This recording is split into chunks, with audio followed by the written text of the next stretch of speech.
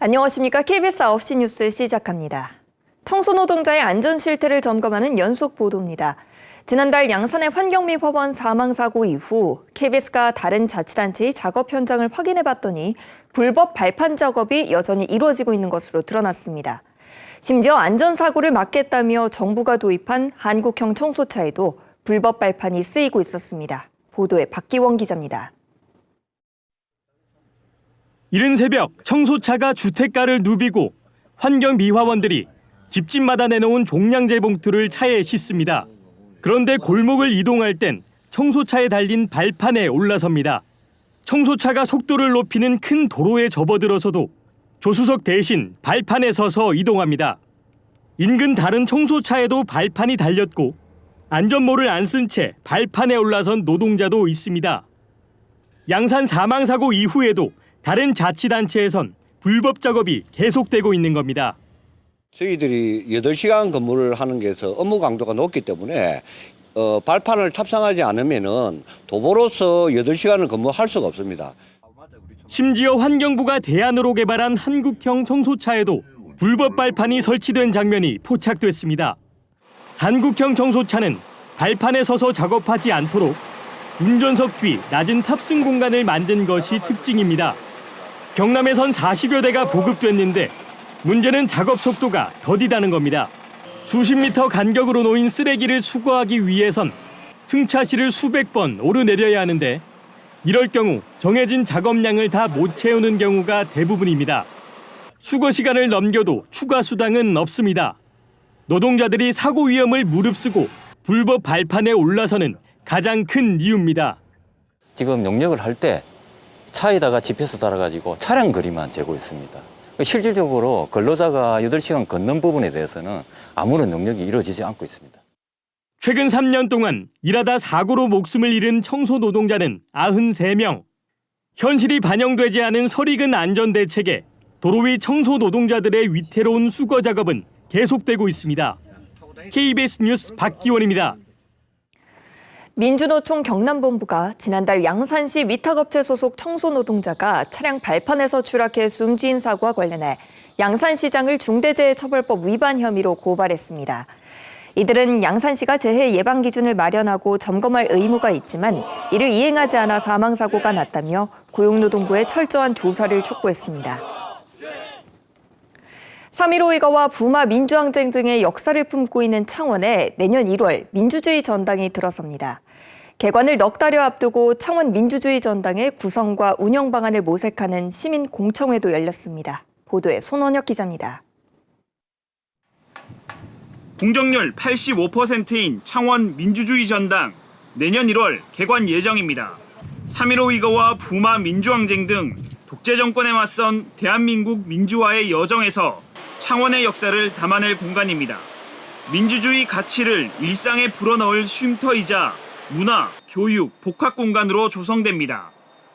개관을 넉 달이 앞두고 창원 민주주의 전당의 공간 구성과 운영 방향을 밝히는 공청회가 열렸습니다. 시설은 민주홀 등 시민 소통 공간과 다목적 문화 공간, 상설 전시실이 포함된 역사 문화 공간 등 3개 층으로 구성됩니다. 다양하게 자신의 민주주의 이야기를 만들어낼 수 있는 이런 참여형 전시가 가능하다고 봤습니다.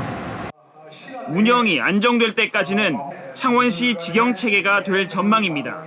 전문가들은 전시 문화시설의 경쟁력은 프로그램에서 나오고 이는 창의적 인력에서 비롯된다며 전문성 보완을 주문했습니다. 자라나는 세대에 대한 어린이들에게 민주주의를 이렇게 시킬 수 있는 그런 공간. 최근 마산 가고파 국화축제 명칭 변경으로 현대사 논쟁 한가운데 섰던 창원시. 이번 공청회에도 당시 찬반단체 인사들이 참석했습니다. 일부 인사들은 민주주의 역사를 3.15 의거 중심이 아니라 남북 진영 체제 속에서 봐야 한다는 의견을 제시해 논쟁에 불씨를 남겼습니다.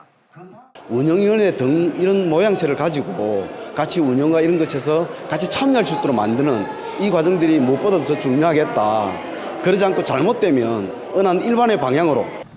또 공식 명칭으로는 한국민주주의 전당, 창원시 마산민주주의 전당, 여기에 자유를 넣어야 한다는 의견까지 시민 합의를 이뤄나가야 할 과제가 만만치 않습니다. KBS 뉴스 손원혁입니다. 프로야구 NC 다이노스가 요즘 더위에 맥을 못 추고 있습니다. 시즌 초반 리그 2위까지 치고 올라갔지만 최근 연패 끝에 7위로 추락했는데요. NC의 분위기 반전은 가능할까요? 김효경 기자가 취재했습니다. 타선의 활약으로 승리를 가져갔던 NC 다이노스. 초반 쏟아낸 점수로 10점 차 리드를 지키며 힘겹게 2연패를 끌어냈습니다. 이날 선발 투수로는 목지훈이 첫 1군 마운드에 섰지만 아쉬움을 남겼습니다. 투구수가 많아져가지고 초반부터 그냥 1이닝 1이닝 막자는 생각으로 했는데 더 잘하고 싶었는데 아쉬운 부분도 많지만 후반기 시작 전 NC 강인권 감독은 국내 선발진의 활약을 승리의 키워드로 뽑았습니다. 하지만 지난주 NC는 충격의 5연패에 빠졌습니다. 마운드의 붕괴가 문제입니다. 이달 초 선발로 나선 김시웅과 이재학은 5회를 채우지 못하고 강판당했습니다. 카스타노를 대신해 합류한 외국인 투수 에릭 요키시는 첫 경기부터 힘을 쓰지 못했습니다. 여기다 중심 타선인 손아섭과 박건우의 줄부상도 뼈아픕니다. 시즌 초 리그 2위로 선두 기아를 매섭게 추격했지만 지난 5월 8연패로 추락을 거듭한 NC.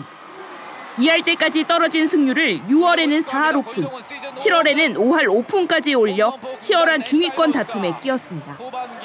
하지만 더위가 문제였을까? 이달 78경기 가운데 단 1승에 그치며 순위는 7위까지 주저앉았습니다. 순위표 바로 아래 롯데와는 반게임, 하나와는 한 게임 차입니다. 시즌이 다다를수록 연패 끌어내기에 숨가빴던 NC에게 올 시즌 남은 경기는 30여 경기. NC는 올 시즌 10번 맞붙어 9번 승리를 거둔 SSG를 상대로 홈 3연전을 치르면서 순위 반전을 노리고 있습니다. KBS 뉴스 김효경입니다. 우리나라에서는 좀처럼 보기 힘든 멸종위기 야생생물 큰바다 사자를 목격했다는 어민 신고가 잇따르고 있습니다. 북태평양 연안이 서식지인 큰바다 사자가 먹이를 찾아 부산과 울산 앞바다까지 내려온 것으로 추정됩니다. 노준철 기자가 보도합니다. 울산 진화해수욕장 인근 남방파제 호안. 항해하는 선박에 바다 장애물을 알려주는 등 부표 위에 낯선 생물이 올라가 있습니다. 안녕. 해양 포유류이자 멸종위기 야생생물 2급 큰바다 사자입니다. 몸길이 약 3m의 수컷으로 몸무게가 1톤에 육박하는데 15종의 바다사자과 가운데 몸집이 가장 큽니다. 부산 기장군 동백항에도 큰바다 사자가 나타났습니다. 이번에도 바다 등 부표 위였습니다. 물원에서만 이거 봤지 이 바다사자 실물로 보니까 크기가 송아지만 하더라고요. 또 상처 부분을 또 확인을 했었는데 다친 부분은 또 없었다. 북태평양 연안을 따라 주로 베링해, 오호츠크해, 쿠릴 열도, 러시아 사할린 앞에 분포하는 큰바다 사자. 동해를 거쳐 남해 인근까지 내려온 건 이례적입니다. 서식지 파괴와 밀렵으로 생존을 위협받는 상황에서 먹이 생물을 찾기 위한 걸로 추정됩니다. 해상에 먹이를 쫓아서 오다가 원래 내려오는 위치에서 조금 더 내려온 것 같은데 휴식을 취하기 위해 올라간 걸로 판단이 됩니다. 국립수산과학원은 북태평양 해양 포유류가 우리 연안까지 장거리 이동하고 있다며 수온과 먹이생물 변화와 관련이 있는지 연구할 계획입니다. KBS 뉴스 노준철입니다.